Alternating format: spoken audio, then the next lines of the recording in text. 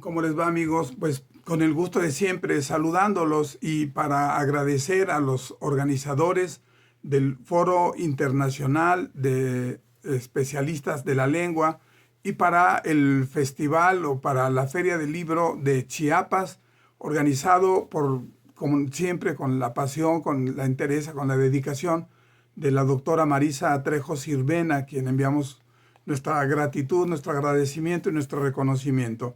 Por ahora les voy a hablar de este libro que recientemente publiqué, que es Cabeza de Vaca. Es una compilación de obras de dramaturgia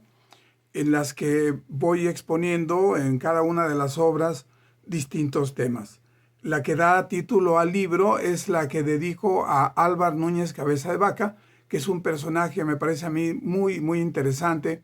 porque él, de ser un guerrero, de ser un hombre, digamos, sumamente religioso, de ser un representante de la corona de España, por situaciones se ve aprendido después de una navegación infructuosa y van a quedarse en la conquista de lo que para ellos era el reino de Florida. Parten de Cuba y por azares del destino de las 5 naves se hunden 4 y él acuerda con su, digamos, capitán quedarse junto con otros 2 compañeros a la conquista de lo que va a ser, lo que para ellos era el reino de la Florida, que en ese momento no existe, pero que van a tratar de descubrir los reinos o las ciudades de oro de Cibola y Quivira, al mismo tiempo de tratar de encontrar las fuentes de la eterna juventud. Entonces, en ese maravilloso viaje sufren una serie de consecuencias y de estragos que muy apenas les permiten salir bien librados y de ser, como les decía al principio, un hombre sumamente religioso, se termina convirtiendo en un chamán. Entonces, esa es una de las obras y vienen otras más en donde trato el problema de los migrantes, el problema de la exclusión, de los despojos, el problema del colonialismo que se dio históricamente en América a través del proceso del coloniaje, esta interminable, a veces aparentemente, cadena de persecución, de despojo, de exterminio, de explotación, tratado en un monólogo que está escrito en flashback, en donde un personaje viaja en la bestia y nos viene narrando toda su historia hasta desencadenar en una tragedia. Entonces, esa obra se llama Masaya y vienen otras obras más en donde también trato, como les decía, el problema de los desaparecidos, de los que lamentablemente han sido secuestrados y ultimados y masacrados y que no tuvieron jamás la oportunidad ni siquiera de volver a su casa o de volver tan siquiera a tener la oportunidad de despedirse.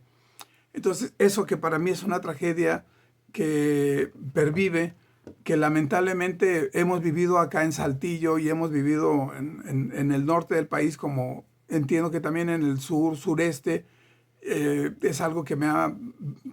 mantenido muy consternado. Entonces yo quería escribir una obra en donde los personajes pudieran decir su última palabra. Y yo estaba angustiado por saber que era algo que me motivaba a escribir esa obra que es Carrusel de Sombras, de entender qué era lo último que hubieran querido decir, que no pudieron decir, ¿no? Entonces, es una obra muy ardua. Cuando hicimos el montaje, en los ensayos, alguna vez se acercó gente que no tenía nada que ver y que no tenía ningún tipo de información y empezaban a llorar conmocionados con ver el problema que de allí se trata, ¿no? Entonces, incluso esa obra se puede ver en internet, se puede buscar, está en YouTube y se llama así Carrusel de Sombras. Entonces, hice el montaje, pero también hice el video. Entonces, eso fue parte de un proyecto de trabajo con el maestro Medardo Treviño.